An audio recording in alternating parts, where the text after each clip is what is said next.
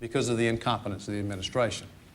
What Paul Bremer said yesterday is they didn't have enough troops to secure the country. They also didn't have a plan to win the peace. They also didn't put the alliances together to make this successful. We need a fresh start. We need a president who will speed up the training of the Iraqis, get more staff in for doing that. We need to speed up the reconstruction so the Iraqis see some tangible benefit. We need a new president who has the credibility, which John Kerry has, to bring others into this effort. Would you like 30 seconds to respond, Mr. I would. Vice President? We've made significant progress in Iraq. We've stood up a new government that's been in power now only 90 days. The notion of additional troops is talked about frequently, but the point of success in Iraq will be reached when we have turned governance over to the Iraqi people. They've been able to establish a democratic government. They're well on their way to doing that. They'll have free elections next January for the first time in history. We also are actively, rapidly training Iraqis to take on the security responsibility. Those two steps are crucial to success in Iraq. They're well in hand, well underway, and I'm confident that, in fact, we'll get the job done. You have 30 seconds. Yes, Mr. Vice President, there is no connection between the attacks of September 11th and Saddam Hussein. The 9/11 Commission has said it. Your own Secretary of State has said it. And you've gone around the country suggesting that there is some connection. There's not. And in fact, the CIA is now about to report that the connection between al-Qaeda and Saddam Hussein is tenuous at best. And in fact, the Secretary of Defense said yesterday that he knows of no hard evidence of the connection. We need to be straight with the American people. Time for a new question, but the same topic. This time to you, Senator Edwards. You and Senator Kerry have said that the war in Iraq was the wrong war at the wrong time. Does that mean that if you had been president and vice president, that Saddam Hussein would still be in power? Here's what it means. It means that Saddam Hussein needed to be confronted. John Kerry and I have consistently said that. It's why we voted for the resolution. But it also means it needed to be done the right way. And doing it the right way meant that we were prepared, that we gave the weapons inspectors time to find out what we now know, that in fact there were no weapons of mass destruction, that we didn't take our eye off the ball, which are al-Qaeda, Osama bin Laden, the people who attacked us on September the 11th. Now remember, we went into Afghanistan, which by the way was the right thing to do. That was the right decision. And our military performed terrifically there. But we had Osama bin Laden cornered at Tora Bora. We had the 10th Mountain Division up in Uzbekistan available. We had the finest military in the world on the ground. And what did we do? This is the man who masterminded the greatest mass murder and terrorist attack in American history. And what did the administration decide to do? They gave the responsibility of capturing or killing Osama bin Laden to Afghan warlords who just a few weeks before had been working with Osama bin Laden. Our point in this is not complicated. We were attacked by al-Qaeda and Osama bin Laden. We went into Afghanistan, and very quickly the administration made a decision to divert attention from that and instead to begin to plan for the invasion of Iraq. And these connections, and I want the American people to hear this very clearly, listen carefully to what the Vice President is saying, because there is no connection between Saddam Hussein and the attacks of September 11th, period. The 9/11 Commission has said that's true. Colin Powell has said it's true. But the Vice President keeps suggesting that there is. There is not. And in fact, any connection with al-Qaeda is tenuous at best. Mr. Vice President, you have 90 seconds to respond. The senator's got his facts wrong. I have not suggested there's a connection between Iraq and 9/11, but there's clearly an established Iraqi track record with terror. And the point is that that's the place where you're most likely to see the terrorists come together with weapons of mass destruction, the deadly technologies that Saddam Hussein had developed and used over the years. The fact of the matter is, the big difference here, Glenn, is that they are not prepared to deal with states that sponsor terror. They've got a very limited view about how to use U.S. military force to defend America. We heard Senator Kerry say the other night that there ought to be some kind of global test before U.S. troops are deployed preemptively to protect the United States. That's part of a track record that goes back to the 1970s when he ran for Congress the first time and said troops should not be deployed without UN approval. Then in the mid-'80s, he ran on the basis of cutting most of our major defense programs. In 1991, he voted against Desert Storm. It's a consistent pattern over time, of always being on the wrong side of defense issues. A little tough talk in the midst of a campaign or as part of a presidential debate cannot obscure a record of 30 years of being on the wrong side of defense issues, and they give absolutely no indication, based on that record, of being willing to go forward and aggressively pursue the war on terror with a kind of strategy that will work, that will defeat our enemies, and will guarantee that the United States doesn't again get attacked by the likes of al-Qaeda. We will return to that topic, but first I want to ask you, for 2 minutes, Senator Vice President Cheney. Tonight we mentioned Afghanistan. We believe that Osama bin Laden is hiding perhaps in a cave somewhere along the Afghan-Pakistan border. If you get a second term, what is your plan to capture him and then to neutralize those who have sprung up to replace him? Gwen, we've never let up on Osama bin Laden from day one. We've actively and aggressively pursued him. We've captured or killed thousands of al-Qaeda, various places around the world, and especially in Afghanistan. We'll continue to very aggressively pursue him, and I'm confident eventually we'll get him. The key to success in Afghanistan has been, again, to go in and go after the terrorists, which we've done, and also take down the Taliban regime, which had allowed them to function there, in effect sponsors, if you will, of the al-Qaeda organization. John Edwards, 2.5 years ago, 6 months after we went into Afghanistan, announced that it was chaotic, the situation was deteriorating, the warlords were about to take over. Here we are, 2.5 years later. We're 4 days away from a democratic election, first one in history in Afghanistan. We've got 10 million voters who've registered to vote, nearly half of them women. That election will put in place a democratically elected government that will take over next December. There's been enormous progress in Afghanistan in exactly the right direction, in spite of what John Edwards said 2.5 years ago. He just got it wrong. The fact is, as we go forward in Afghanistan, we will pursue Osama bin Laden and the terrorists as long as necessary. We're standing up Afghan security forces so they can take on responsibility for their own security. We'll keep U.S. forces there. We have about 16,000 there today, as long as necessary, to assist the Afghans in terms of dealing with their security situation. But they're making significant progress. We've got President Karzai is in power. They have done wonders, writing their own constitution for the first time ever.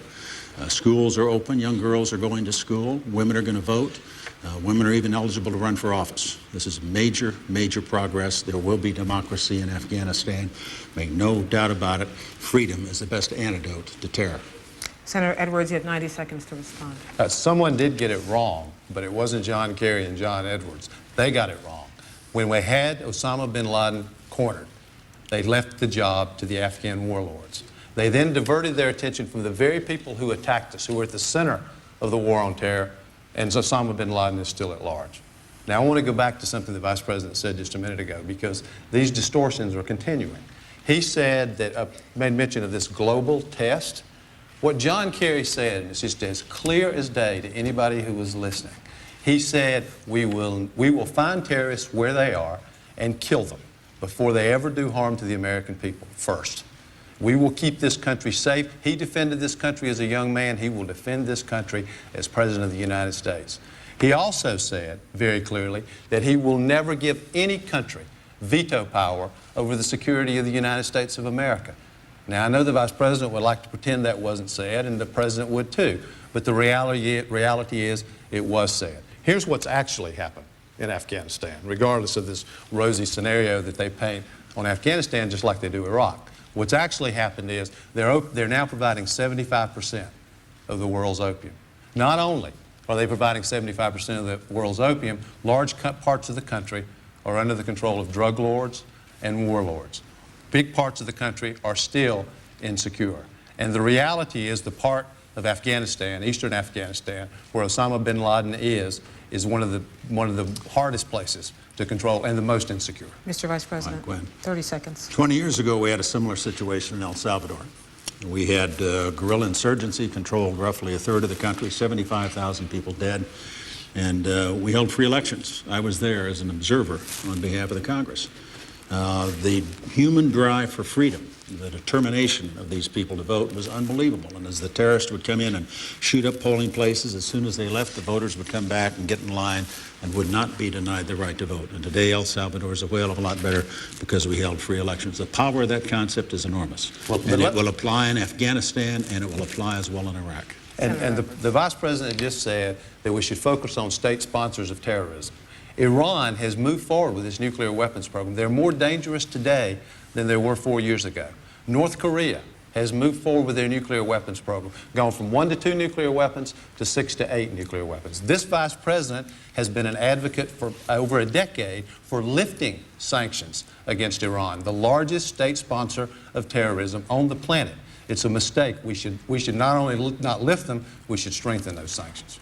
New question to you, Senator Edwards, but I don't want to let go of the global test question first, because I want people to understand exactly what it is, as you said, that Senator Kerry did say. Yes, ma'am. He said, you've got to do, good. He was asked about preemptive action at the last debate. He said, you've got to do it in a way that passes the test, that passes the global test, where your countrymen, your people understand fully why you're doing what you're doing, and can prove to the world that you did it for legitimate reasons. What is a global test if it's not a global veto? Well, let me say first, he said in the same segment, I don't remember precisely where it was connected with what you just read, but he said, point blank, we will never give anyone a veto over the security of the United States of America. What he's saying is, we're going to go back to the proud tradition of the United States of America and presidents of the United States of America for the last 50 to 75 years. First, we're going to actually tell the American people the truth. We're going to tell them the truth about what's happening.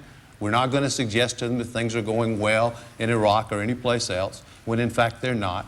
We're going to make sure that the American people know the truth about why we're using force and what the explanation for it is. And it's not just the American people. We're also going to make sure that we tell the world the truth. Because the reality is, for America to lead, for America to do what it's done for 50 years before this president and vice president came into office, it is critical that we be credible. It is critical that they believe that when America takes action, they can trust what we're doing, what we say at the United Nations, what we say in direct conversations with leaders of other countries. They need to know that the credibility of the United States is always good, because they will not follow us without that. And unfortunately, we're seeing the consequences of that right now. It's one of the reasons that we're having so much difficulty getting others involved in the effort in Iraq. You know, we've taken 90% of the coalition casualties. American taxpayers have borne 90% of the cost of the effort in Iraq. And we see the result of there not being a coalition. The first Gulf War cost America $5 billion. We're at $200 billion and counting. John Kerry will never give control over the security of the United States of America to any other country. We will not outsource our responsibility to keep this country safe. Mr. Vice President, you have 90 seconds to respond. Well, when the 90% figure is just dead wrong, when you include the Iraqi security forces that have suffered casualties, as well as the allies, they've taken almost 50% of the casualties in operations in Iraq, which leaves the U.S. with 50%, not 90%. With respect to the cost, it wasn't $200 billion. You probably weren't there to vote for that, but the $120 billion is in fact what has been allocated to Iraq. The rest of it's for Afghanistan and the global war on terror. The allies have stepped forward and agreed to reduce and forgive Iraqi debt to the tune of nearly $80 billion by one estimate. That plus $14 billion they promised in terms of direct aid puts the overall Allied contribution financially at about $95 billion. Not to the $120 billion we've got, but better than 40%. So your facts are just wrong, Senator. You also have a situation where you talk about credibility. It's awfully hard to convey a sense of credibility to allies when you voted for the war and then you declared wrong war, wrong place, wrong time. You voted for the war and then you voted against supporting the troops when they needed the equipment, the fuel, the spare parts, and the ammunition and the body armor. You're not credible on Iraq because of the enormous inconsistencies that John Kerry and you have cited time after time after time during the course of the campaign. Whatever the political pressures of the moment requires, that's where you're at. But you've not been consistent, and there's no indication at all that John Kerry has a conviction to successfully carry through on the war on terror. Senator Edwards, you have 30 seconds. What the Vice President has just said is just a complete distortion. The American people saw John Kerry on Thursday night. They don't need the Vice President or the President to tell them what they saw. They saw a man who was strong, who had conviction, who is resolute, who made it very clear that he will do everything that has to be done to find terrorists, to keep the American people safe. He laid out his plan for success in Iraq, made it clear that we were committed to success in Iraq. We have to be, because we have troops on the ground there and because they've created a haven for terrorists. Mr. Vice President, you have 30 seconds. Your rhetoric, Senator, would be a lot more credible if there was a record to back it up. There isn't. And you cannot use talk tough during the course of a 90-minute debate in a presidential campaign to obscure 30-year record in the United States Senate and prior to that by John Kerry, who has consistently come down on the wrong side of all the major defense issues that he's faced as a public official. Mr. Vice President, a new question for you. You have 2 minutes to respond. When the President says that Senator Kerry is emboldening enemies, and you say that we could get hit again if voters make the wrong choice in November, are you saying that it would be a dangerous thing to have John Kerry as president? I'm saying specifically that I don't believe he has the qualities we need in a commander-in-chief, because I don't think, based on his record, that he would pursue the kind of aggressive policies that need to be pursued if we're going to defeat these terrorists. We need to battle them overseas so we don't have to battle them here at home. I'm not challenging John Kerry's patriotism. I said in my acceptance speech in New York City at the Republican convention that we respected his service in Vietnam, and I got applause for that. We've never criticized his patriotism. What we question is his judgment. And his judgment's flawed. And the record's there for anybody who wants to look at it. In 1984, when he ran for the Senate, he opposed or called for the elimination of a great many major weapon systems that were crucial to winning the Cold War and are important today to our overall forces.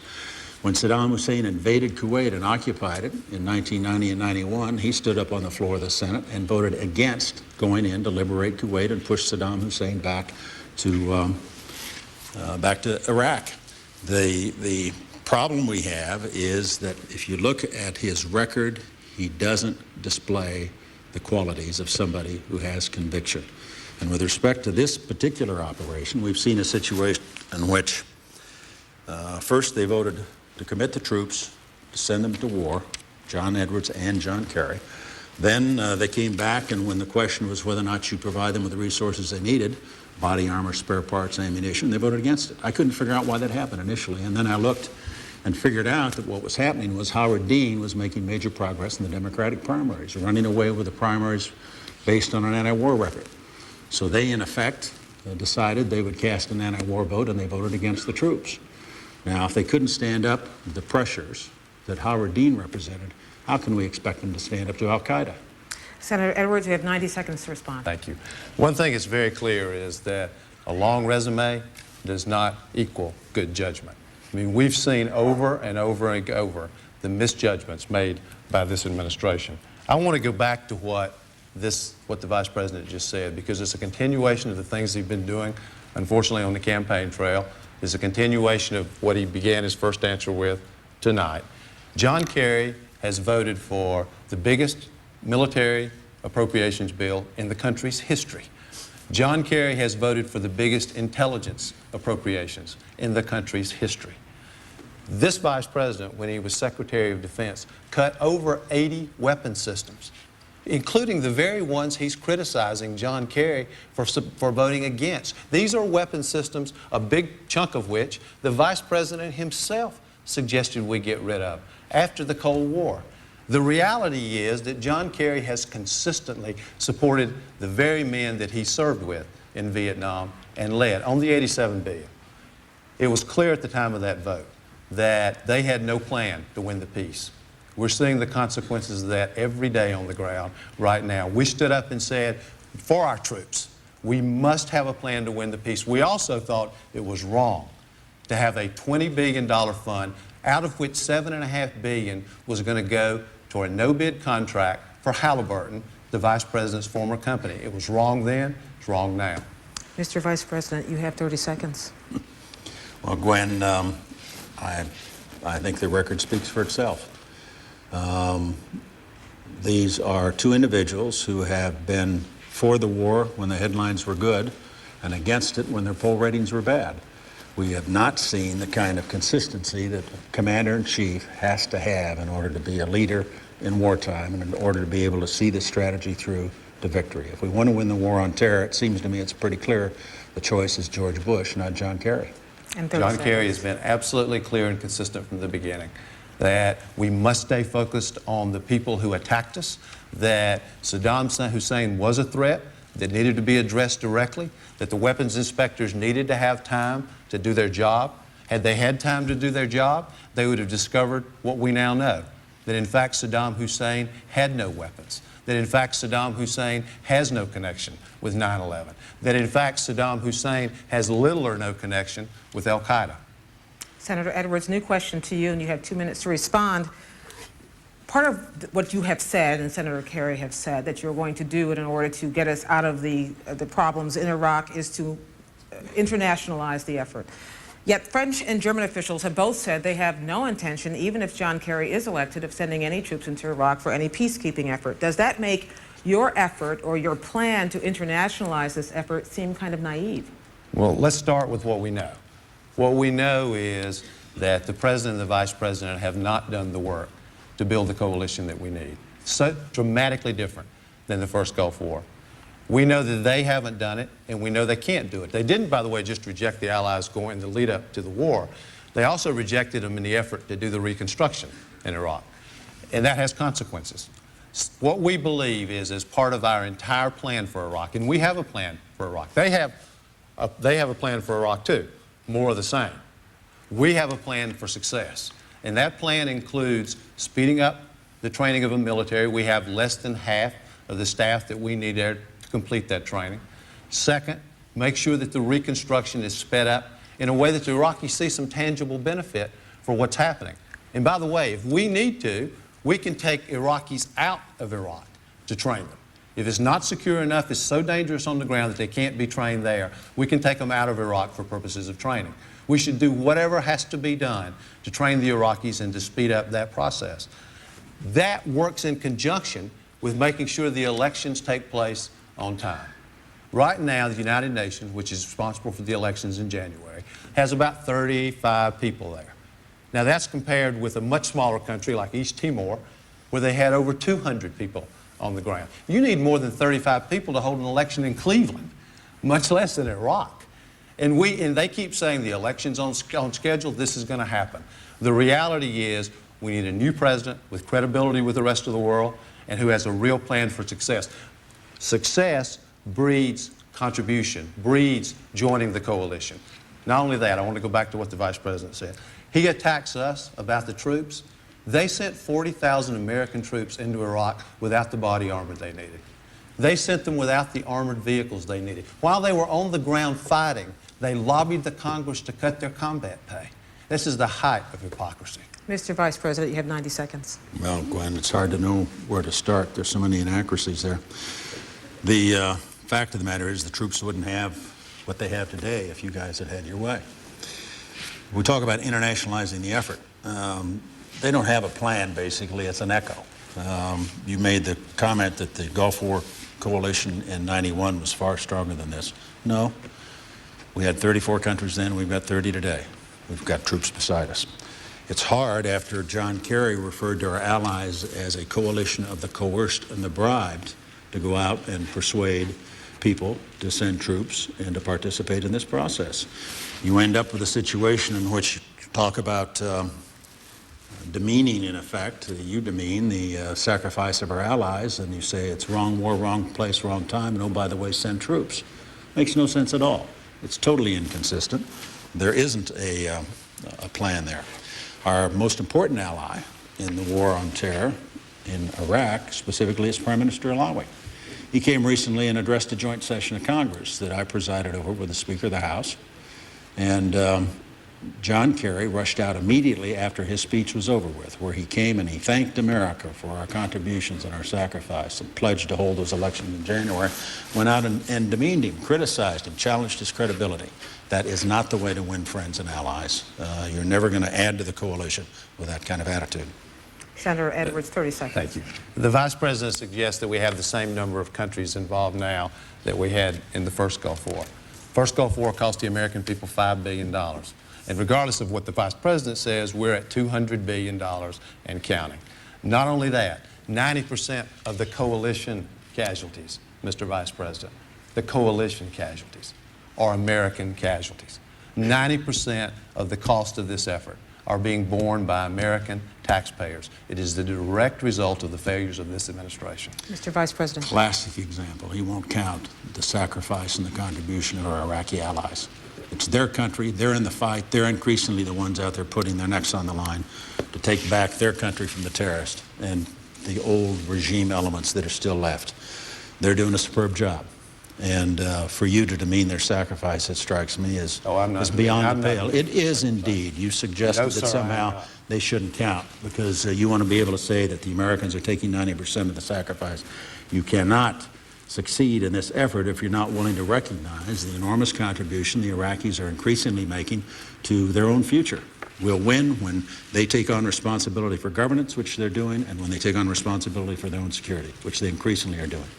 New question, a similar topic, because I want to circle back to a question which I'm not quite certain we got an answer to, but I will direct it to you first, Senator Edwards, which is the question of American intelligence. If this new report that we read about today is true, and if Vice President Cheney ordered it and asked about this, do you think that in the future that your administration or the Bush administration would have sufficient and accurate enough intelligence to be able to make decisions about where to go next? Well, let me speak first to what the Vice President just said, and then I'll answer that question. This, unfortunately, what the Vice President is telling people is inconsistent with everything they see every single day. It's a continuation of, well, there's a strong connection between al-Qaeda and Saddam Hussein. It's not true. It's a continuation of at least insinuating that there's some connection between 9/11 and Saddam Hussein. It's not true. It's saying to the American people, as the President said last Thursday, and the Vice President continues to say tonight, that things are going well in Iraq.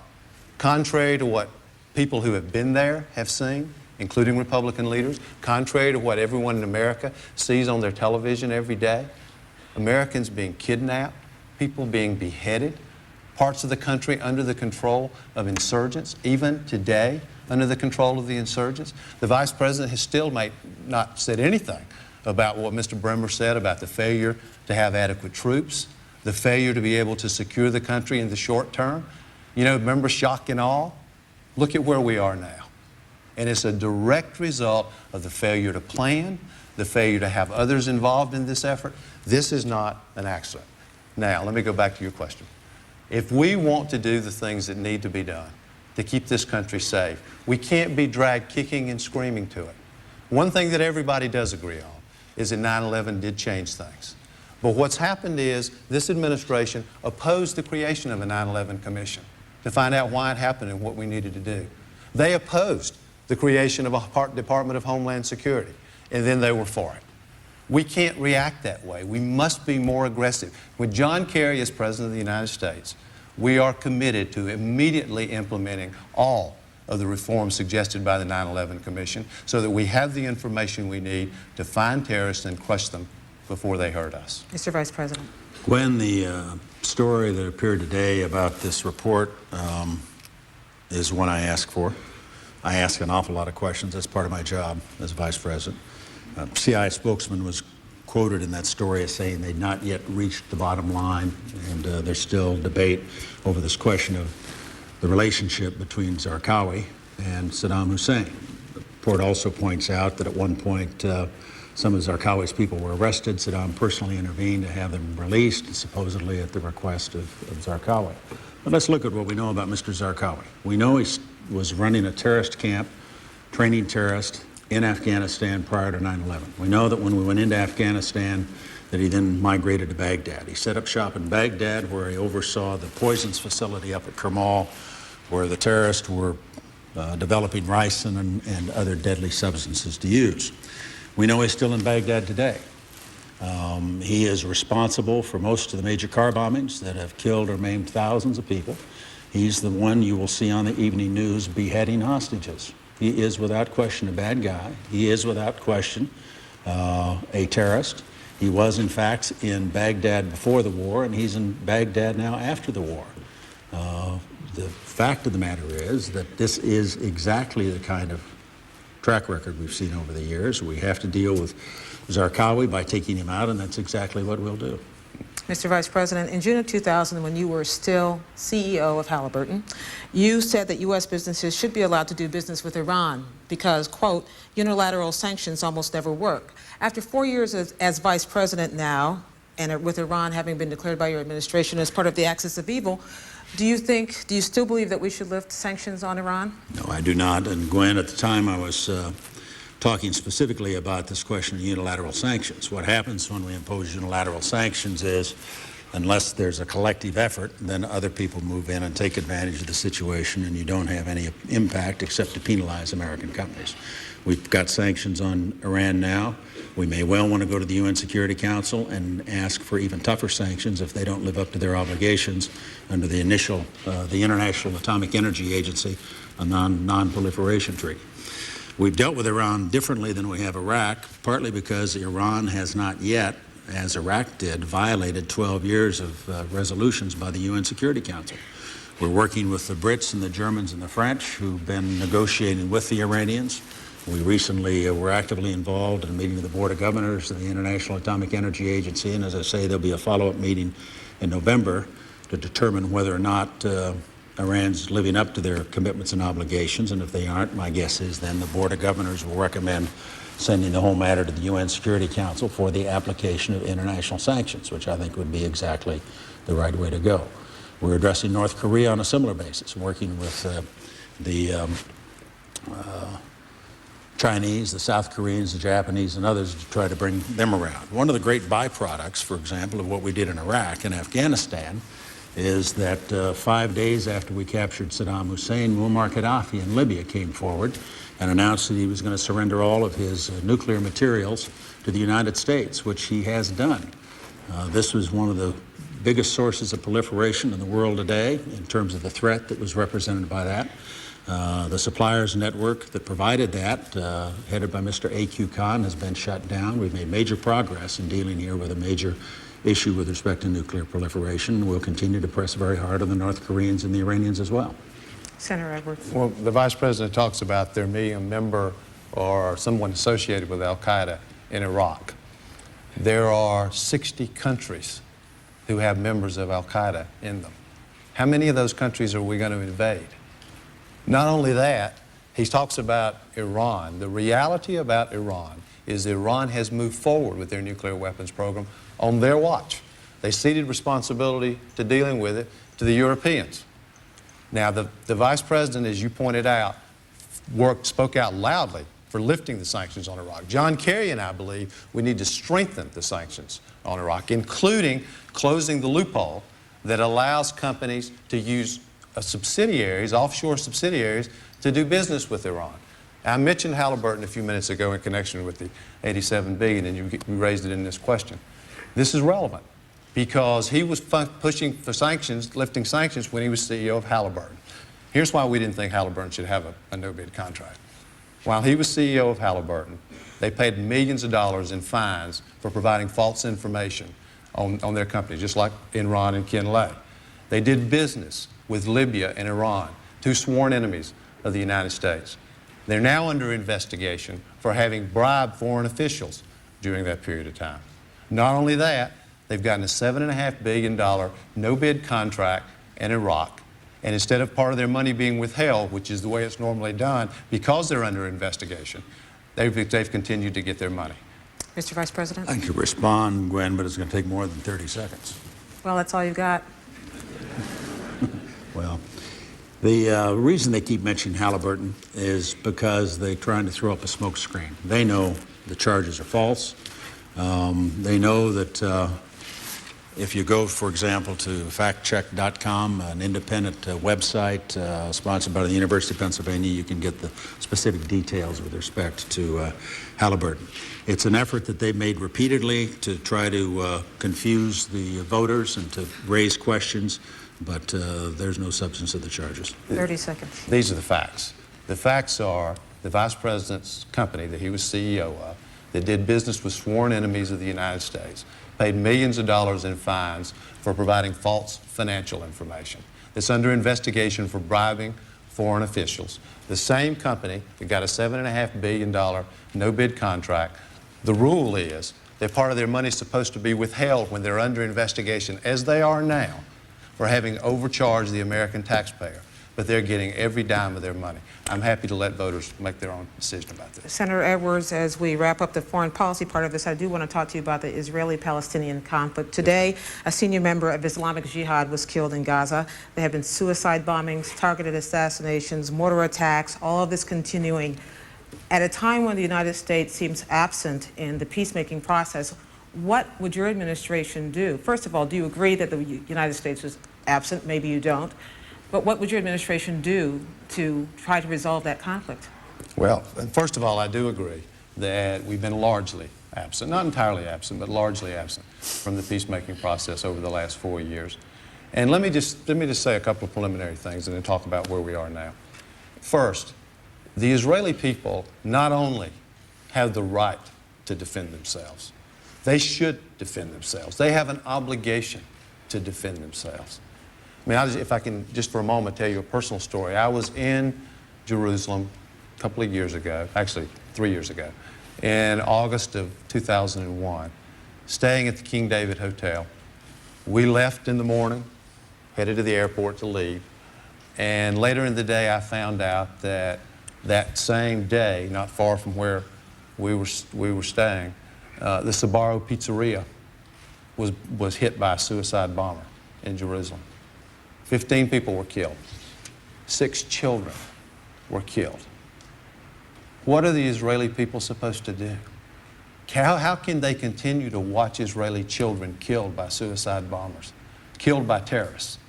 They have not only the right, but the obligation to defend themselves. Now, we know that the Prime Minister has made a decision, an historic decision, to unilaterally withdraw from Gaza. It's important for America to participate in helping with that process. Now, if Gaza is being used as a platform for attacking the Israeli people, that has to be stopped, and Israel has a right to defend itself. They don't have a partner for peace right now. They certainly don't have a partner in Arafat, and they need a legitimate partner for peace. And I might add, it is very important for America to crack down on the Saudis, who have not had a public prosecution for financing terrorism since 9/11. And it's important for America to confront the situation in Iran, because Iran is an enormous threat to Israel and the Israeli people. Mr. Vice President, 90 And seconds. I want to go back to the last comment, and then I'll come back to Israel-Palestine. The reason they keep trying to attack Halliburton is because they want to obscure their own record. And Senator, frankly, you have a record in the Senate that's not very distinguished. You've missed 33 out of 36 meetings of the Judiciary Committee, almost 70% of the meetings of the Intelligence Committee. You've missed a lot of key votes on tax policy, on energy, on Medicare reform. Your hometown newspaper has taken to calling you Senator Gone. You've got one of the worst attendance records in the United States Senate. Now, in my capacity as Vice President, I am the President of the Senate, the presiding officer. I'm up in the Senate most Tuesdays when they're in session. The first time I ever met you was when you walked on the stage tonight. With respect to Israel and Palestine, Gwen, the suicide bombers in part were generated by Saddam Hussein, who paid $25,000 to the families of suicide bombers. I personally think one of the reasons that we don't have as many suicide attacks today in Israel as we had in the past is because Saddam's no longer in business. We've been strong supporters of Israel. The President stepped forward and put in place a policy, basically, that said we will support the establishment of 2 states. First president ever to say we'll establish and support a Palestinian state next door to Israelis. But first, there has to be an interlocutor you can trust and deal with, and we won't have that. We don't have it now under Yasser Arafat. There has to be reform of the Palestinian system. Senator Edwards, it's your turn to use 30 seconds for a complicated response. That was a complete distortion of my record. I know that won't come as a shock. The Vice President, I'm surprised to hear him talk about records. When he was one of 435 members of the United States House, he was one of 10 to vote against Head Start, one of 4 to vote against banning plastic weapons that can pass through metal detectors. He voted against the Department of Education. He voted against funding for Meals on Wheels for seniors. He voted against a holiday for Martin Luther King. He voted against a resolution calling for the release of Nelson Mandela in South Africa. It's amazing to hear him criticizing either my record or John Kerry's. 30 seconds. I think his record speaks for itself, and frankly, it's not very distinguished. In that case, we'll move on to domestic matters. And this question, I believe, goes to Vice President Cheney. The Census Bureau. It goes to Senator Edwards, doesn't it? It goes to Senator. It's to you. I just asked him about Israel, even though we didn't actually talk about it much. I can see the point. No, I did talk about it. Israel. He's the one who didn't talk about it. Mr. Vice President, the Census Bureau ranks Cleveland as the biggest poor city in the country, 31% jobless rate. You two gentlemen are pretty well off. You did well for yourselves in the private sector. What can you tell the people of Cleveland or people of cities like Cleveland that your administration will do to better their lives? Well, Gwen, there are several things that I think need to be done and are being done. We've, of course, been through a difficult recession and then the aftermath of 9/11, where we lost over 1 million jobs after that attack. But we think the key is to address some basic fundamental issues that the President's already working on. I think probably the most successful thing we can do with respect to ending poverty is to get people jobs. There's no better antidote to poverty than a good, well-paying job that allows somebody to take care of their own family. To do that, we have to make America the best place in the world to do business. And that means we've got to deal effectively with tax policy. We've got to reduce the litigation costs that's built into our society. We've got to provide adequate medical care and make certain that we can, in fact, create the opportunities that are vital to that process. I zero in particular on education. I think the most important thing we can do is have a first-class public school system. I'm a product of public schools. And the President, his first legislative priority was the No Child Left Behind Act. It was the first piece of legislation we introduced. We got it passed that first summer on a bipartisan basis. We even had Ted Kennedy on board for the effort. And it does several things. It establishes high standards.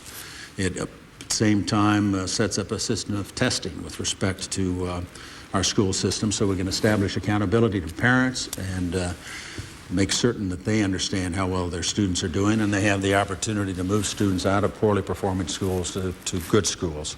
It strikes me that that is absolutely the heart of what needs to be done from the standpoint of education.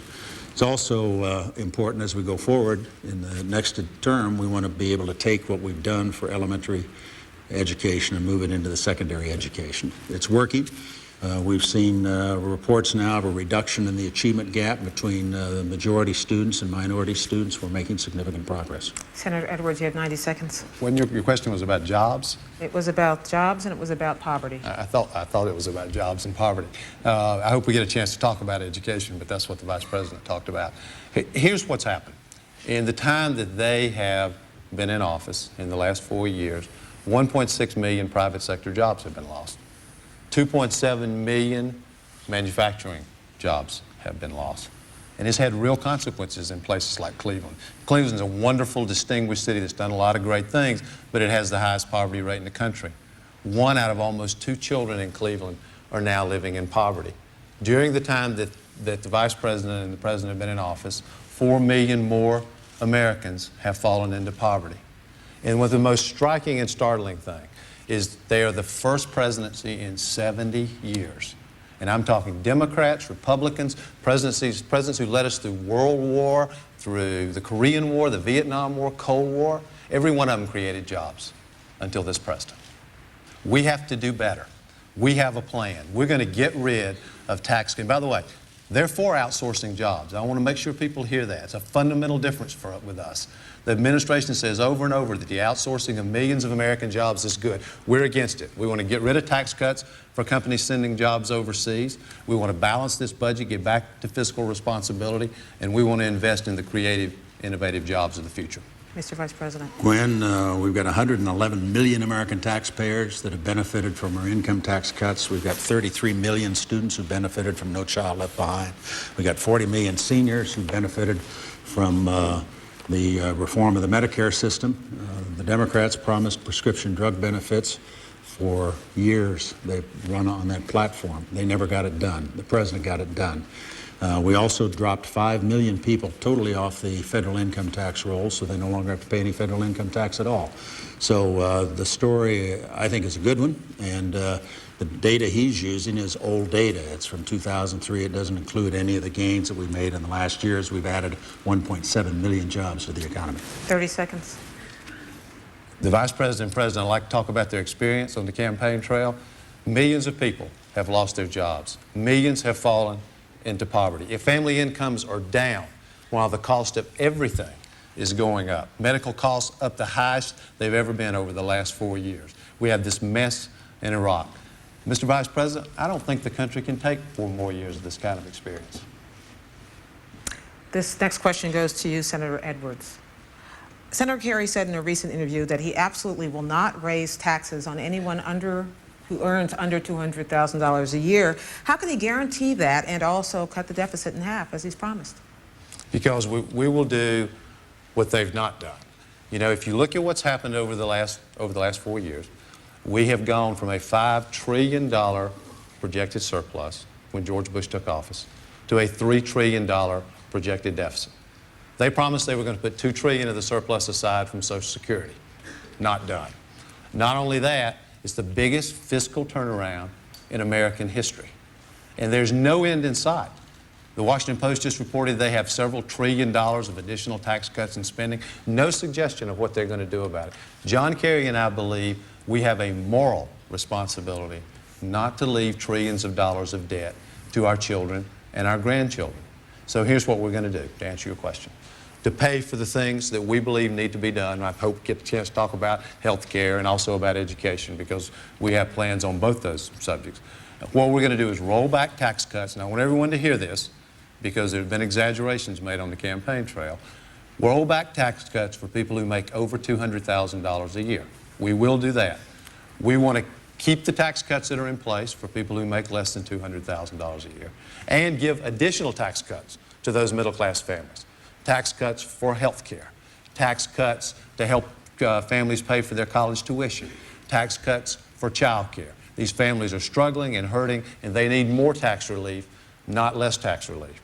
But to help get us back on the path to a balanced budget, we also want to get rid of some of the bureaucratic spending in Washington. One of the amazing things that's happened is they've actually layered on more supervisory people at the supervisory level in this government. We also want to close some corporate loopholes. Now, I want to be honest with people. We can't eliminate this deficit. People have heard that over and over and over in 4 years. We cannot do it. We're in too deep a hole. But we can cut the deficit in half, and we can move this country back on a path to fiscal responsibility. You have 90 seconds, Mr. Vice President. Gwen, the Kerry record on taxes is one basically of voting for a large number of tax increases, 98 times in the United States Senate.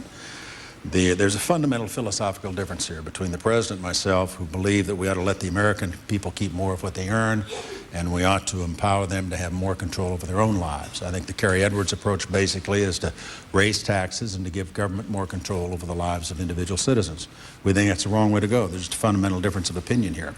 They talk about the top bracket and going after only those people in the top bracket. Well, the fact of the matter is a great many of our small businesses pay taxes under the personal income taxes rather than the corporate rate.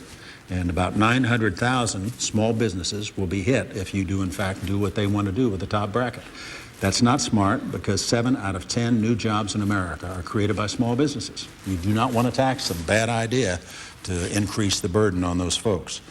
The Senator himself said during the course of the primaries that the Kerry plan would drive us deeper into deficit. Those were the Senator's words about his running mate. Fact of the matter is, the President and I will go forward to make the tax cuts permanent. That's good policy. That's what we ought to do. But with fiscal restraint, we'll also drive the deficit down 50% in the course of the next 5 years. 30 seconds, Senator Thank Edwards. you. We are committed to cutting back anything in our programs that need to be cut back to get us back on a path to fiscal responsibility.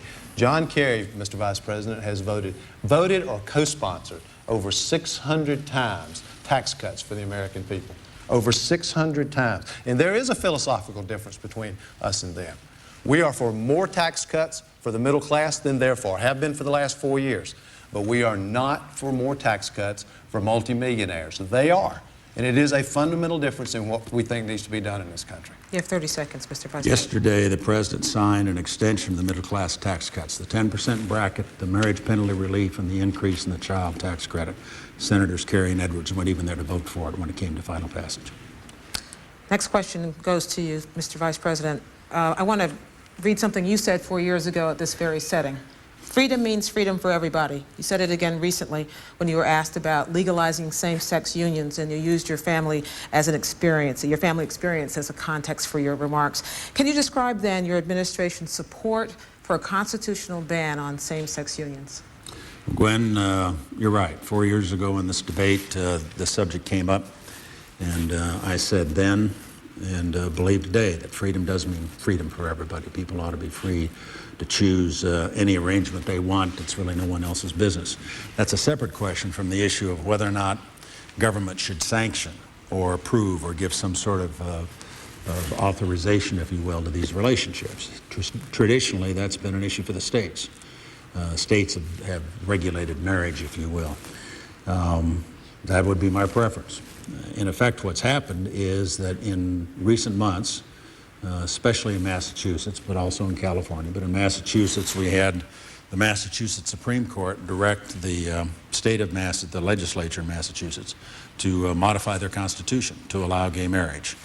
And the fact is that the president felt that it was important to make it clear that that's the wrong way to go as far as he's concerned. Now, he sets policy for this administration, and I support the president.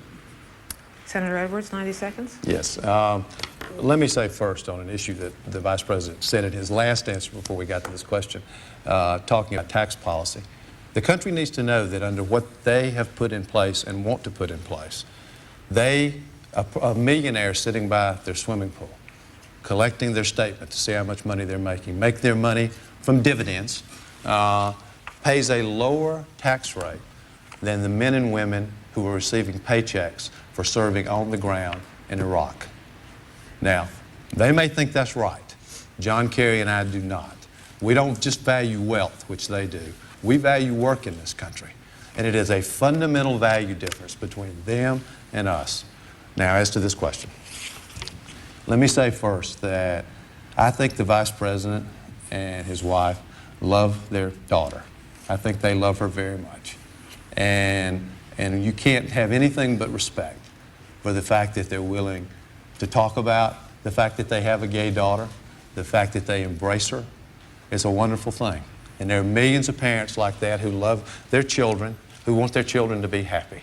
And I believe that marriage is between a man and a woman, and so does John Kerry. I also believe there should be partnership benefits for gay and lesbian couples in long-term committed relationships. But we should not use the Constitution to divide this country. No state for the last 200 years has ever had to recognize another state's marriage. This is using the Constitution as a political tool, and it's wrong. New question, but same subject. Sure. As the Vice President mentioned, John Kerry comes from the state of Massachusetts, which has taken as big a step as any state in the Union to legalize gay marriage.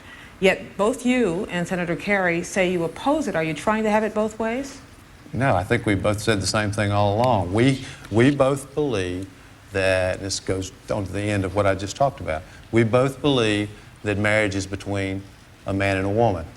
But we also believe that gay and lesbian couples, those who have been in long-term relationships, deserve to be treated respectfully. They deserve to have benefits. For example, a gay couple now has a very difficult time, one visiting the other when they're in the hospital, or for example, if heaven forbid one of them were to pass away, they have trouble even arranging the funeral. I mean, those are not the kind of things that John Kerry and I believe in. I suspect the Vice President himself does not believe in that.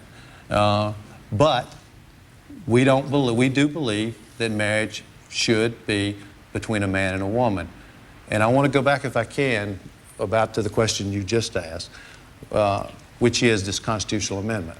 I want to make sure people understand that the President is proposing a constitutional amendment to ban gay marriage that is completely unnecessary. Under the law of this country for the last 200 years, no state has been required to recognize another state's marriage. Let me just be simple about this. My state of North Carolina would not be required to recognize a marriage from Massachusetts, which you just asked about. There is absolutely no purpose in the law and in reality for this amendment. It's nothing but a political tool, and it's being used in an effort to divide this country on an issue that we should not be dividing America on. We ought to be talking about issues like health care and jobs and what's happening in Iraq, not using an issue that divides this country in a way that's solely for political purposes. It's wrong. Mr. Vice President, you have 90 seconds. Well, Gwen, let me simply thank the senator for the kind words he said about my family and our daughter. I appreciate that very much. You're welcome. That's it. That's it. Okay, then we'll move on to the next question. This one is for you, Mr. Vice President. President Bush has derided John Kerry for putting a trial lawyer in the ticket. You yourself have said that lawsuits are partly to blame for higher medical costs.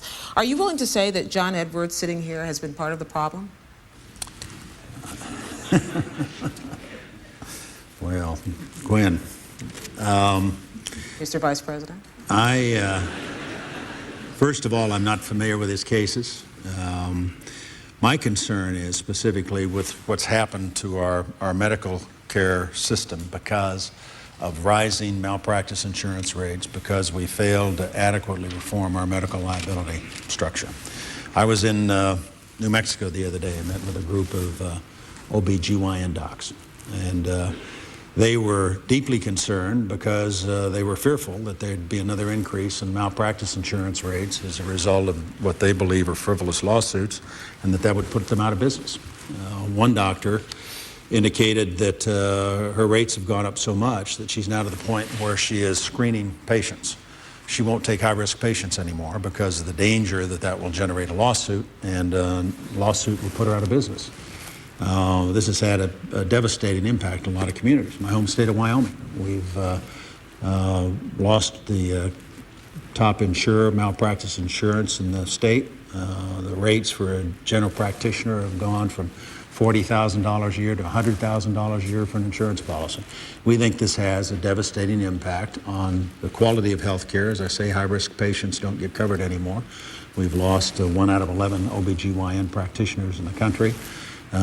We think it can be fixed, needs to be fixed. Now, specifically, what we need to do is cap non-economic damages, and we also think you need to limit the awards that the trial attorneys take out of all of this. Over 50% of the settlements go to attorneys and for administrative overhead. We passed medical liability reform through the House of Representatives. It's been blocked in the Senate. And Senator Kerry's voted 10 times against medical liability reform, and I don't believe Senator Edwards supports it either, not the kind that would be meaningful. Senator Edwards? Yes. Well, let me say, first of all, I'm proud of the work I did on behalf of kids and families against big insurance companies, big drug companies, and big HMOs. We do have too many lawsuits, and the reality is there's something that we can do about it. John Kerry and I have a plan to do something about it. We want to put more responsibility on the lawyers to require, before a case, malpractice, which the Vice President just spoke about, have the case reviewed by independent experts who determine the case is serious and meritorious before it can be filed, hold the lawyers responsible for that, to certify that, and hold the lawyer financially responsible if they don't do it, have a 3 strikes and you're out rule, so that the lawyer who files 3 of these cases without meeting this requirement loses their right to file these cases. That way we keep the cases out of the system that don't belong in the system. They talk about frivolous cases. We believe cases that don't belong in the system should never be in the system. But we don't believe that we should take away the rights of people like Valerie Lakey, who was a young girl who I represented, 5 years old, severely injured for life on a defective swimming pool drain cover. It turns out the company knew of 12 other children who had either been killed or severely injured by the same problem. They hid it. They didn't tell anybody. They could have fixed it with a 2-cent screw. That's wrong. John Kerry and I are always going to stand with the Valerie Lakeys of the world and not with the insurance companies. Senator Edwards, new question to you, same topic. Do you feel personally attacked when Vice President Cheney talks about liability reform and tort reform, and the President talks about having a trial lawyer in the ticket? Am I personally attacked? I think the truth is that what they're doing is talking about an issue that really doesn't have a great deal to do with what's happening with medical costs in this country, which I think is a very serious issue. And I would be the first to say that the Vice President described a few minutes ago problems with malpractice premiums. That's true, it's real. It's very real. I mean, what doctors talk about is very serious, and they're getting squeezed from both sides. I mean, because they have trouble getting reimbursed, first of all, for the care that they provide, you know, from the government or from healthcare companies. And on the flip side, their malpractice costs are going up. That's very real, which is why we have proposed a plan to keep cases out of the system that don't belong there. But it's very important to put this in context, because in context, everything they're proposing, according to the bipartisan Congressional Budget Office, amounts to about half of 1% of health care costs in this country. Half of 1%. We have double-digit inflation in health care costs. We've seen the largest rise in medical costs in the last 4 years in the country's history, $3,500 nationally. And nobody who's watching this debate needs me to explain this to them. They know it. Medicare premiums up 17% on their watch. Again, largest increase in Medicare premiums in the history of Medicare. We think we have a plan to keep cases that don't belong in the system out, but we also do what they haven't done. 5 million Americans have lost their health care coverage, medical costs skyrocketing. We have a serious health care plan to bring down costs for everybody, to cover millions more Americans, and to actually stand up to drug companies and insurance companies, which this administration has been unwilling to do. Mr. Vice President. Ms. Gwen, we think lawsuit abuse is a serious problem in this country. We think badly need tort reform. I was in Minnesota the other day where I visited an aircraft manufacturing plant. It's a great success story. This is a company that started 20 years ago with nothing. Today they're the second leading producer of piston-driven aircraft in the country. He told me that if it weren't for the increased cost of his liability insurance, in this case product liability, he could hire 200 more people in his factory. We built into the system enormous cost as a result of our practice with respect to litigation. We have to find ways to get a handle on it. You mentioned Medicare up 17%, somehow that was something we caused. No. The 17% increase in Medicare premiums was the direct result of a statute adopted in 1997. John Kerry voted for it. It establishes a formula for Part B of Medicare that says, in effect, it has to cover 25% of the cost of the program, and the reason the money had to go in to the trust fund was to make certain that we could cover those eligible for benefits. While you were in private practice of law and as a senator, you had the advantage of a special tax loophole, Subchapter S Corporation, which you set up so you could avoid paying $600,000 in Medicare taxes that would have gone into the fund. And it's those kinds of loopholes that necessitate a premium increase under the law that was enacted in 1997, supported by John Kerry. You have 30 seconds to respond. Well, first of all, I've paid all the taxes that I owe. When the Vice President was CEO of Halliburton, they took advantage of every offshore loophole available. They had multiple offshore companies that were avoiding taxes. Those are the kind of things we ought to be closed. They ought to be closed. They ought to be closed for anybody. They ought to be closed whether they're personal, and they ought to be closed whether they apply to a corporation. But the reality is health care costs are going up every day for the American people, and I hope we're going to get a chance to talk more about health care. 30 seconds, Mr. Vice President. We've done a lot to reduce the cost of health care. The Medicare drug benefit that we'll be providing to seniors beginning in 2006 will provide upwards of $1,300 a year to help them buy prescription drugs. The drug savings, drug discount card that's now available saves an estimated 15 to 30% off the cost of prescription drugs for senior citizens. So we're moving in as many areas as we can to make certain we hold down and reduce health care costs. I will talk to you about health care, Mr. Vice President. You have 2 minutes, but in particular, I want to talk to you about AIDS, and not about AIDS in China or Africa, but AIDS right here in this country, where black women between the ages of 25 and 44 are 13 times more likely to die of the disease than their counterparts. What should the government's role be in helping to end the growth of this epidemic? Well, this is a great tragedy, Gwen, when you think about the enormous cost here in the United States and around the world of the AIDS epidemic, pandemic, really. millions of lives lost, millions more infected and facing a very bleak future. In some parts of the world, we've got the entire sort of productive generation has been eliminated as a result of AIDS. All that's left are old folks and kids. Nobody to do the basic work that runs an economy. The President's been deeply concerned about it. He has moved and proposed and gotten through the Congress authorization for $15 billion to help in the international effort, to be targeted in those places where we need to do everything we can through a combination of education as well as providing the kinds of medicines that will help people control the infection. Here in the United States, we made significant progress. I had not heard those numbers with respect to African American women. I was not aware that it was that severe an epidemic there, because we have made progress in terms of the overall rate of AIDS infection, and I think primarily through a combination of education and public awareness, as well as the development as a result of research of drugs that allow people to live longer lives even though they are infected. Obviously, we need to do more of that. Senator Edwards, you have 90 seconds. Yes, well, first, with respect to what's happening in Africa and Russia and other places around the world, the Vice President spoke about the $15 billion for AIDS. John Kerry and I believe that needs to be doubled. And I might add, on the first year of their commitment, they came up significantly short of what they had promised. We probably won't get a chance to talk about Africa. Let me just say a couple of things. The AIDS epidemic in Africa, which is killing millions and millions of people, and is a frightening thing, not just for the people of Africa, but also for the rest of the world. That, combined with the genocide that we're now seeing in Sudan, are two huge moral issues for the United States of America, which John Kerry spoke about eloquently last Thursday night. Here at home, we need to do much more. And the Vice President spoke about doing research, making sure we have the drugs available, making sure that we do everything possible to have prevention. But it's a bigger question than that. You know, we have 5 million Americans who've lost their health care coverage in the last 4 years. 45 million Americans without health care coverage.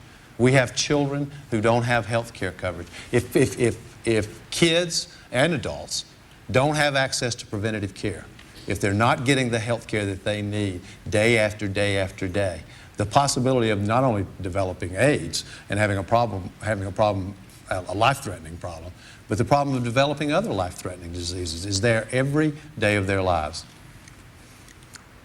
Okay, we'll move on. This goes to you, Senator Edwards, and you have 2 minutes. 10 men and women have been nominees of their party since 1976 to be vice president. Out of those 10, you have the least governmental experience of any of them. What qualifies you to be a heartbeat away? The American people want in their president and in their vice president basically 3 things. They want to know that their president and their vice president will keep them safe. They want to know that they have good judgment. And they want to know that you'll tell them the truth.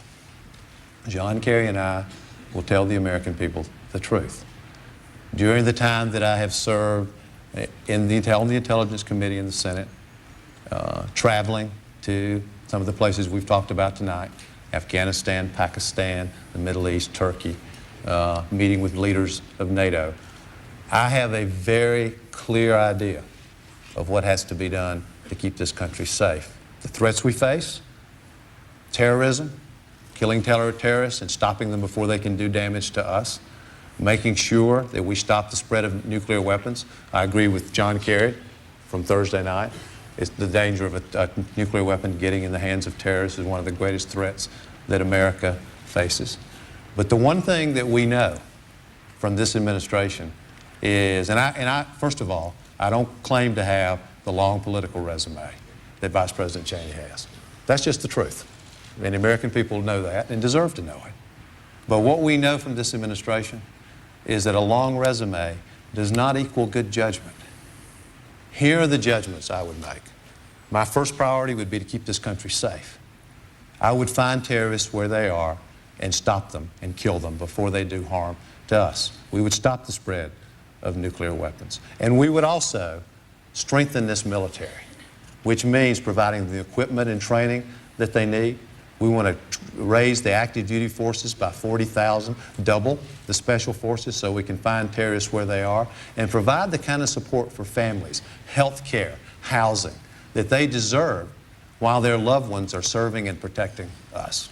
Mr. Vice President, you have 90 seconds. You want me to answer a question about his qualifications? That was the question. I see. Well, I think the important thing in picking a vice president probably varies from president to president. Different presidents have approached it in different ways. When George Bush asked me to sign on, it obviously wasn't because he was worried about carrying Wyoming. We got 70% of the vote in Wyoming, although those 3 electoral votes turned out to be pretty important last time around. What he said he wanted me to do was to sign on because of my experience, to be a member of the team, to help him govern. And that's exactly the way he's used me. And I think from the perspective of the nation, it's worked in our relationship in this administration. I think it's worked in part because I've made it clear that I don't have any further political aspirations myself.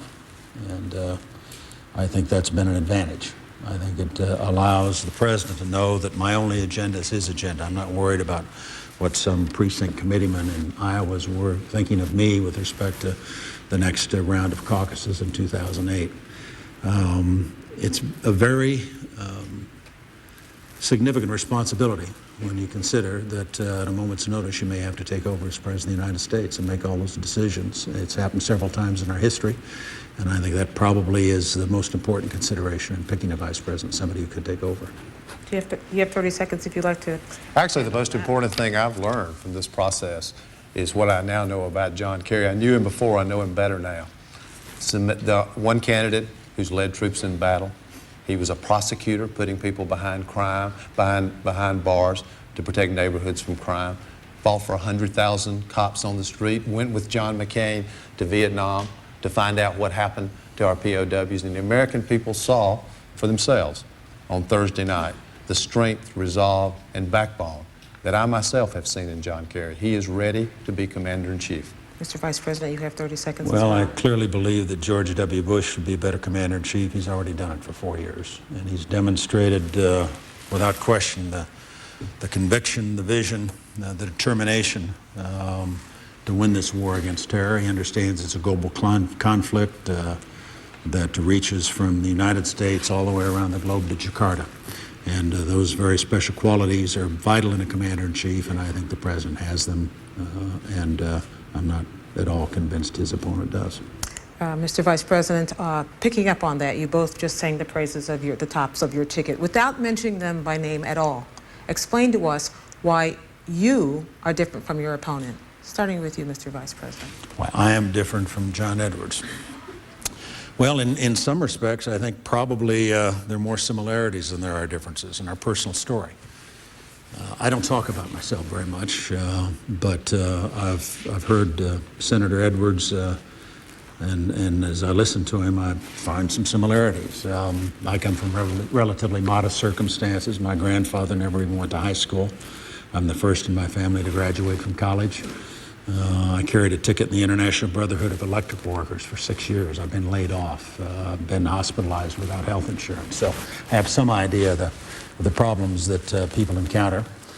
So I think the personal stories are, in some respects, surprisingly similar. With respect to how we've spent our careers, I obviously made a choice for public service. And I've been at it for a good long time now, except for those periods when we lost elections. And that goes with the turf as well, too. I'm absolutely convinced that the threat we face now, the idea of a terrorist in the middle of one of our cities with a nuclear weapon, is very real, and that we have to use extraordinary measures to deal with it. I feel very strongly that the significance of 9/11 cannot be underestimated. It forces us to think in new ways about strategy, about national security, about how we structure our forces, and about how we use U.S. military power. Some people say we should wait until we are attacked before we use force. I would argue we've already been attacked. We lost more people on 9/11 than we lost at Pearl Harbor. And I'm a very strong advocate of a very aggressive policy of going after the terrorists and those who support terror. Senator Edwards, you have 90 seconds. Mr. Vice President, we were attacked, but we weren't attacked by Saddam Hussein. And one thing that John Kerry and I would agree with you about is that it is... You just used John Kerry's name. Oh, I'm sorry, I broke the rule. One thing that we agree about is the need to be offensive in going after terrorists.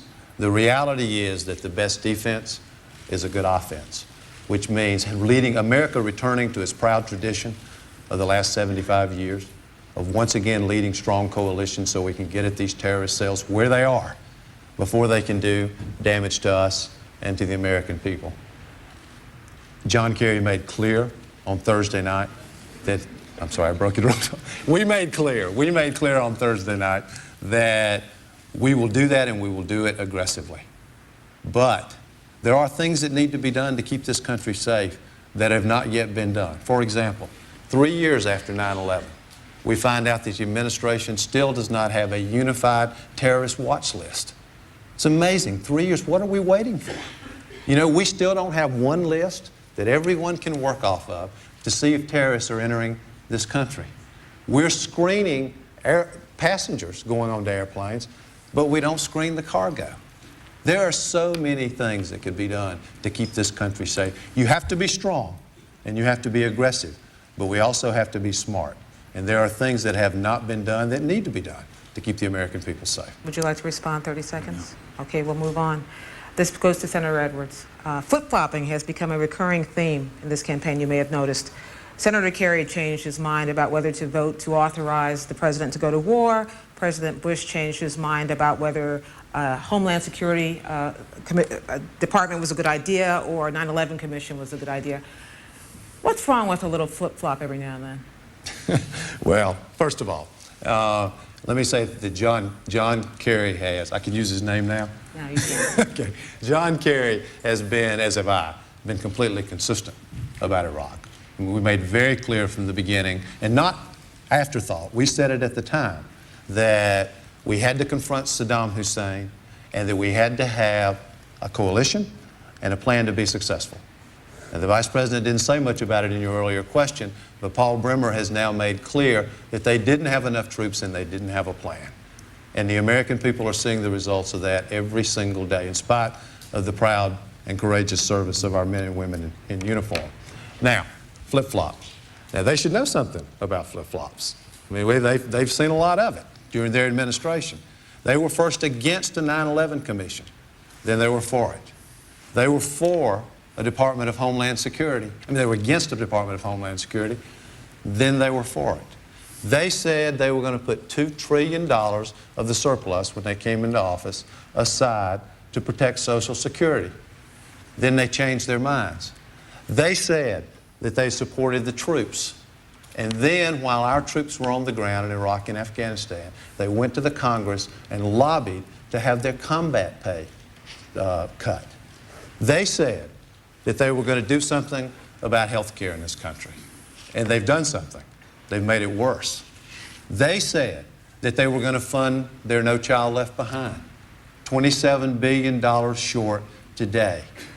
Over and over, this administration has said one thing and done another. This president said, I listened to him the other night in the 2000 debate, saying, I'm for a national patient's bill of rights. I know something about this. John McCain and Senator Kennedy and I wrote it, got it passed in the Senate. We don't have a patient's bill of rights because of one man today, the President of the United States. They've gone back and forth. Mr. Vice President. Well, Gwen, I can think of a lot of words to describe Senator Kerry's position on Iraq. Consistent's not one of them. I think if you look at the record from voting for sending the troops, then voting against the resources they needed when they got there, then saying I actually voted for the $87 billion before I voted against it, saying in response to a question, knowing everything I know now, yes, I would have cast exactly the same vote, and then shortly after that saying wrong war, wrong place, wrong time. Consistency doesn't come to mind as I consider that record. The question of troops is an interesting and an important one. We have looked to our commanders on the ground in Iraq for guidance on what they think they need. If they need more troops, they'll ask us. But the key here is not to try to solve the problems in Iraq by putting in more American troops. The key is to get the Iraqis to take on the responsibility for their own security. That's exactly what we're doing. If you put American troops in there in larger numbers and don't get the Iraqis into the fight, you'll postpone the day when you can, in fact, bring our boys home. It's vital that we deal with any need for additional troops by putting Iraqis into the effort. 49% increase in funding for elementary and secondary education under No Child Left Behind. That's a lot of money, even by Massachusetts standards. You have 30 seconds if you choose. Yeah, but they didn't fund the mandates that they put on the schools all over this country. That's the reason 800 teachers, one of the reasons, 800 teachers have been laid off right here in Cleveland. 1/3 of our public schools are failing under this administration. Half of African Americans are dropping out of high school. Half of Hispanic Americans are dropping out of high school.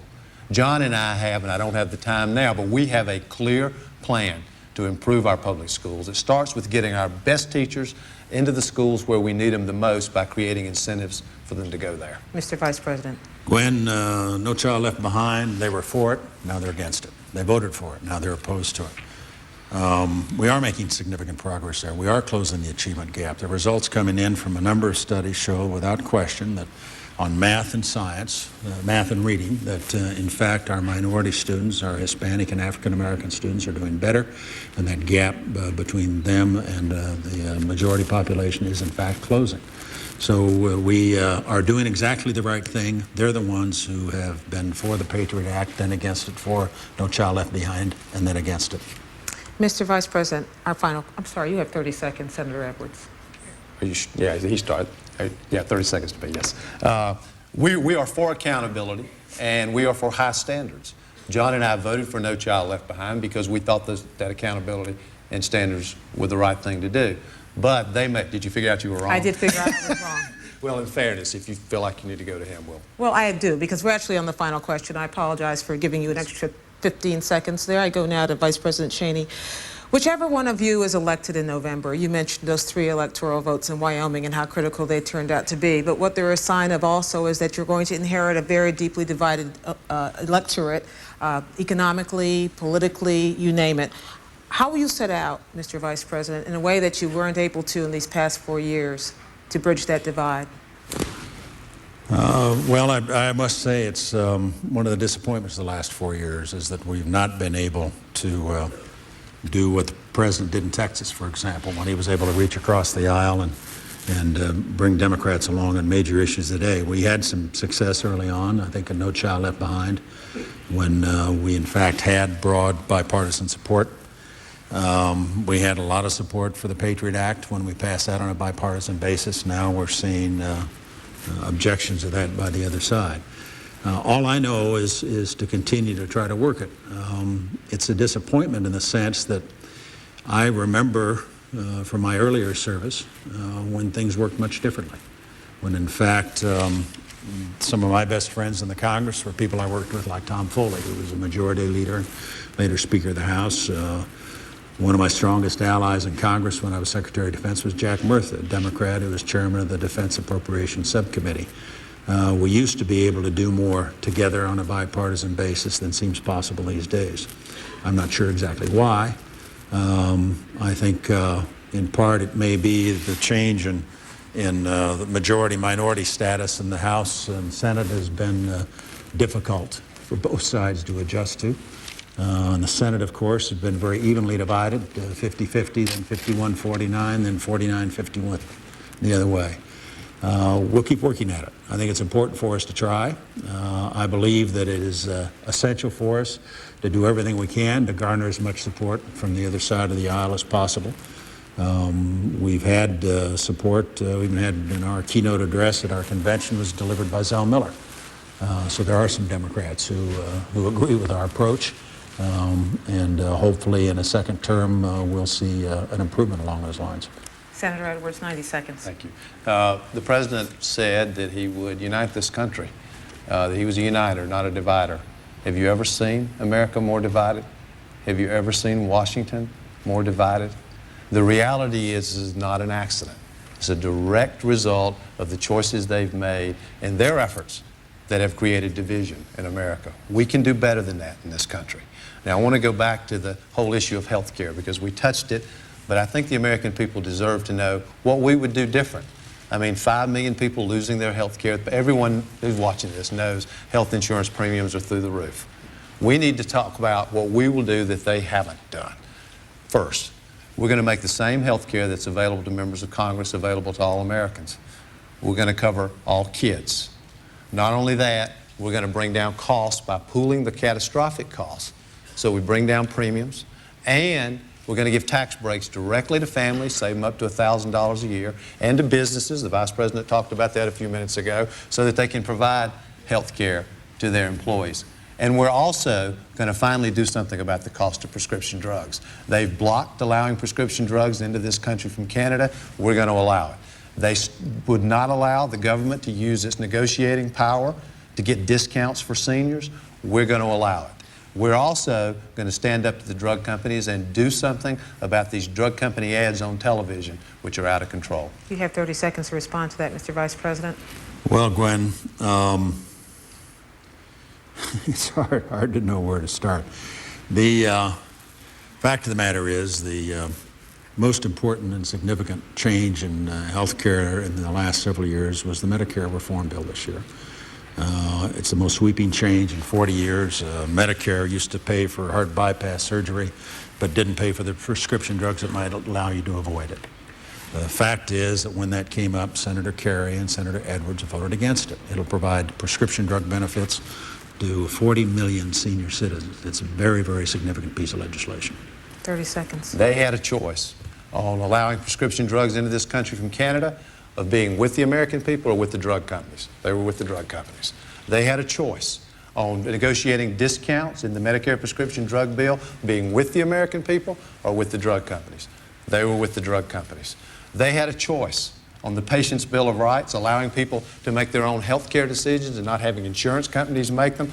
Be with the American people, be with the big insurance companies. They're with the insurance companies. John Kerry and I will always fight for the American people. As previously agreed, we'll go to closing statements now, 2 minutes each. Coin toss. Senator Edwards, you begin. Thank you. Thank you, Gwen. Thank you, Mr. Vice President, for being here. You know, when I was young and growing up, I remember coming down the steps into the kitchen early in the morning, and I would see the glow of the television. And I'd see my father sitting at a table. He wasn't paying bills, and he wasn't doing paperwork from work. What he was doing was learning math on television. Now, he didn't have a college education, but he was doing what he could do to get a better job in the mill where he worked. I was proud of him. I'm still proud of him. And I was also hopeful because I knew that I lived in a country where I could get a college education. Here's the truth. I have grown up in the bright light of America. But that light is flickering today. Now, I know that the Vice President and the President don't see it, but you do. You see it when your incomes are going down and the cost of everything, college tuition, health care, is going through the roof. You see it when you sit at your table each night and there's an empty chair because a loved one is serving in Iraq or Afghanistan. What they're going to give you is 4 more years of the same. John Kerry and I believe that we can do better. We believe in a strong middle class in this country. That's why we have a plan to create jobs, getting rid of tax cuts for companies outsourcing your jobs. Give tax cuts to companies that'll keep jobs here in America. It's why we have a health care plan. It's why we have a plan to keep you safe and to fix this mess in Iraq. The truth is that every 4 years you get to decide. You have the ability to decide where America is going to go. John Kerry and I are asking you to give us the power to fight for you, to fight to keep that dream in America that I saw as a young man alive for every parent sitting at that kitchen table. Vice President Cheney. Gwen, I want to thank you. It's been a privilege to serve as your Vice President these last 4 years and to work alongside President Bush to put our economy on an upward path. We've cut taxes, added 1.7 million new jobs in the last year, and will continue to provide opportunities for business and for workers. We won't be happy until every American who wants to work can find a job. We believe that all Americans ought to have access to medical care, and that they ought to have access to the finest schools in the world. We'll do everything we can to preserve Social Security and to make certain that it's there for future generations. I've worked for 4 presidents and watched 2 others up close, and I know that there's no such thing as a routine day in the Oval Office. We saw on 9/11 that the next decision a president has to make can affect the lives of all of us. Now we find ourselves in the midst of a conflict unlike any we've ever known, faced with the possibility that terrorists could smuggle a deadly biological agent or nuclear weapon into the middle of one of our own cities. That threat, and the presidential leadership needed to deal with it, is placing a special responsibility on all of you who will decide on November 2nd who will be our commander-in-chief. The only viable option for winning the war on terror is the one the president's chosen: to use the power of the United States to aggressively go after the terrorists wherever we find them, and also to hold to account states that sponsor terror. Now that we've captured or killed thousands of al-Qaeda and taken down the regimes of Saddam Hussein and the Taliban, it's important that we stand up democratically elected governments as the only guarantee that they'll never again revert to terrorism or the production of deadly weapons. This is the task of our generation, and I know firsthand the strength the president brings to it. The overall outcome will depend upon the ability of the American people and the strong leadership of the president to meet all the challenges that we'll face in the days and years ahead. I'm confident we can do it. And with that, we come to the end of tonight's debate. On behalf of the Commission and the candidates, I'd like to extend a special thank you to the students and administration here at Case Western Reserve University. A reminder, the second presidential debate takes place this coming Friday at Washington University in St. Louis, Missouri. Charles Gibson of ABC News will serve as moderator of that encounter, where the candidates will field questions from an audience. Then on October 13th, from Arizona State University in Tempe, Arizona, Bob Schieffer of CBS News will moderate a debate on domestic issues. For now, thank you, Vice President Cheney, Senator Edwards. From Cleveland, Ohio, I'm Gwen Eiffel. Thank you and good night.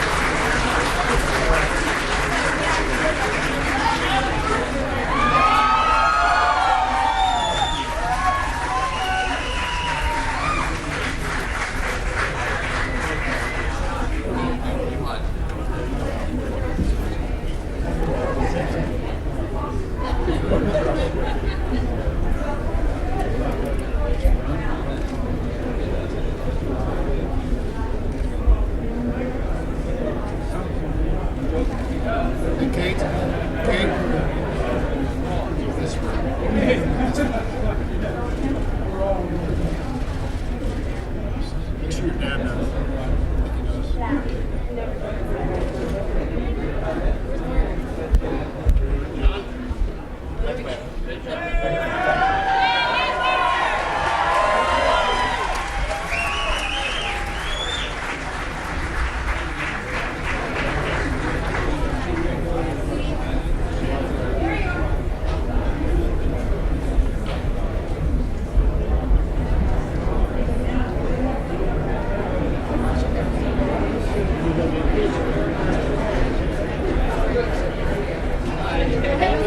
Time for your reaction. We're going to open up our phone lines. 202-628-0205 if you support Vice President Cheney.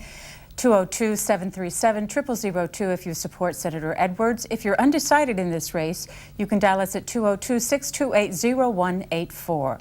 We begin with Edgewater, Florida, a Cheney supporter. Go ahead. Yes, hi. My name's Daryl Sundquist. I'm from Edgewater, Florida, and I support Vice President Cheney and President George W. Bush.